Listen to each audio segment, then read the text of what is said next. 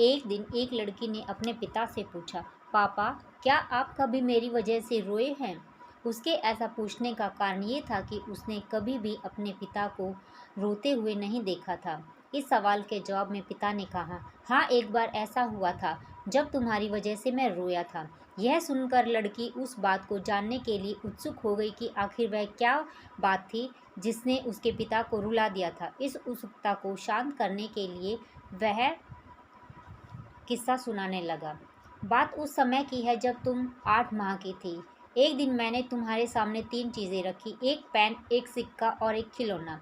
मैं ये जानना चाहता था कि तुम उन चीज़ों में से क्या उठाओगे। उनमें से पेन बुद्धिमत्ता का प्रतीक था, सिक्का धन का और खिलौना मनोरंजन का प्रतीक था।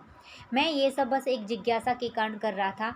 मेरे लिए ये जानना बहुत रोचक था कि मेरी बेटी के लिए आगे जाकर क्या सबसे अधिक मायने रखेगा। मैं तुम्हारे सामने बैठकर बेसब्री से तुम्हारे अगले कदम का इंतज़ार कर रहा था। मैंने देखा कि कुछ देर बैठकर तुम उन चीज़ों को देखती रही, फिर घुटने के बल पर चलते हुए उनकी ओर बढ़ी।